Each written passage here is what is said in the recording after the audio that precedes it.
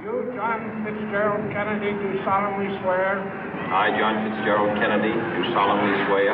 That you will faithfully execute the office of President of the United States. That I will faithfully execute the office of President of the United States. And will, to the best of your ability. And will, to the best of my ability. Preserve, protect, and defend the Constitution of the United States. Preserve, protect, and defend the Constitution of the United States. So help you God. So help me God.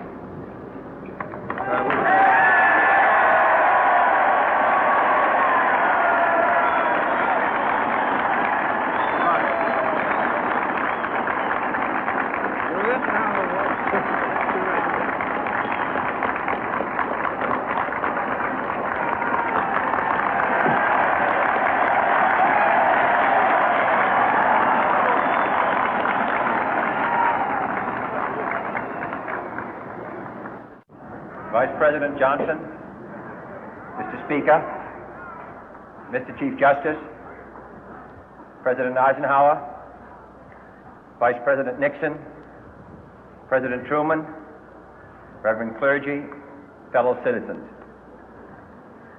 We observe today not a victory of party, but a celebration of freedom, symbolizing an end as well as a beginning, signifying renewal as well as change. For I have sworn before you and Almighty God the same solemn oath our forebears prescribed nearly a century and 3/4 ago. The world is very different now, for man holds in his mortal hands the power to abolish all forms of human poverty and all forms of human life. And yet the same revolutionary beliefs for which our forebears fought are still at issue around the globe. The belief that the rights of man come not from the generosity of the state, but from the hand of God. We dare not forget today that we are the heirs of that first revolution.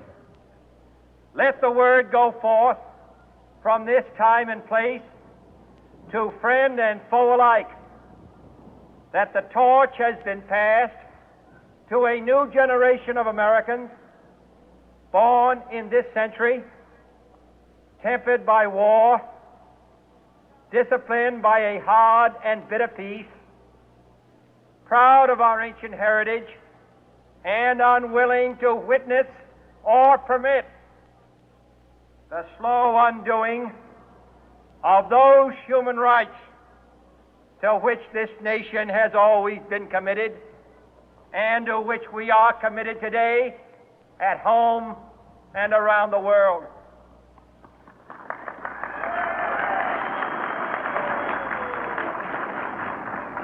Let every nation know, whether it wishes us well or ill, that we shall pay any price, bear any burden, meet any hardship, support any friend, oppose any foe to assure the survival and the success of liberty.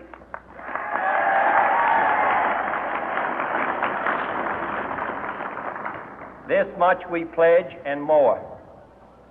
To those old allies whose cultural and spiritual origins we share, we pledge the loyalty of faithful friends. United, there is little we cannot do in a host of cooperative ventures. Divided, there is little we can do, for we dare not meet a powerful challenge at odds and split asunder. To those new states whom we welcome to the ranks of the free, we pledge our word that one form of colonial control shall not have passed away, merely to be replaced by a far more iron tyranny. We shall not always expect to find them supporting our view, but we shall always hope to find them strongly supporting their own freedom, and to remember that in the past, those who foolishly sought power by riding the back of the tiger ended up inside.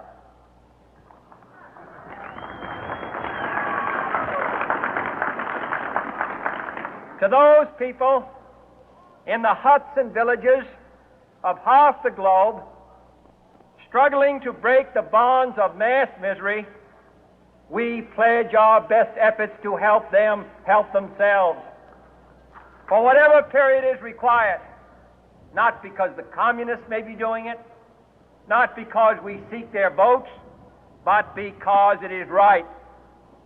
If a free society cannot help the many who are poor, it cannot save the few who are rich.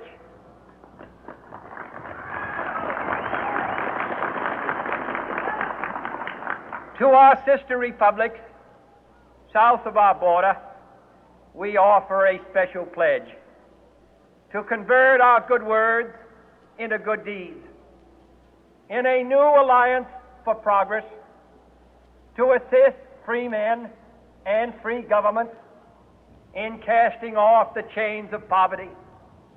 But this peaceful revolution of hope cannot become the prey of hostile powers.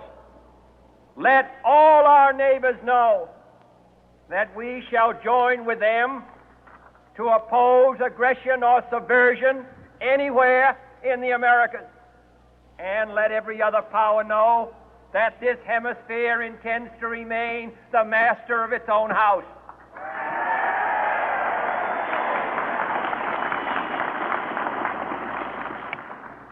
To that World Assembly of Sovereign States, the United Nations, our last best hope, in an age where the instruments of war have far outpaced the instruments of peace, we renew our pledge of support to prevent it from becoming merely a forum for invective, to strengthen its shield of the new and the weak, and to enlarge the area in which its writ may run.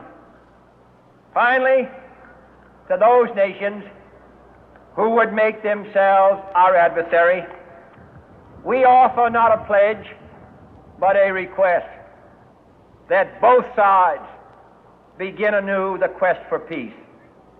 Before the dark powers of destruction, unleashed by science, engulf all humanity in planned or accidental self-destruction, we dare not tempt them with weakness, for only when our arms are sufficient beyond doubt can we be certain beyond doubt that they will never be employed. But neither can two great and powerful groups of nations take comfort from our present course, both sides overburdened by the cost of modern weapons, both rightly alarmed by the steady spread of the deadly atom, yet both racing to alter that uncertain balance of terror that stays the hand of mankind's final war. So let us begin anew, remembering on both sides that civility is not a sign of weakness, and sincerity is always subject to proof. Let us never negotiate out of fear, but let us never fear to negotiate.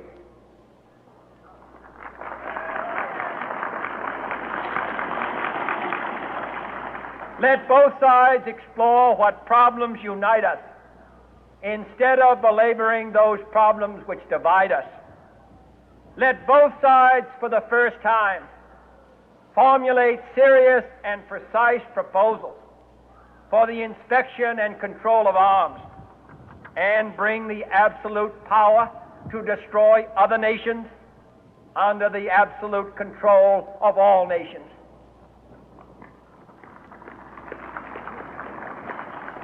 Let both sides seek to invoke the wonders of science instead of its terrors. Together, let us explore the stars, conquer the deserts, eradicate disease, tap the ocean depth, and encourage the arts and commerce. Let both sides unite to heed in all corners of the earth the command of Isaiah to undo the heavy burden and let the oppressed go free. And if a beachhead of cooperation may push back the jungle of suspicion, let both sides join in creating a new endeavor, not a new balance of power, but a new world of law, where the strong are just and the weak secure and the peace preserved. All this will not be finished in the first 100 days, nor will it be finished in the first 1,000 days, nor in the life of this administration, nor even perhaps in our lifetime on this planet. But let us begin.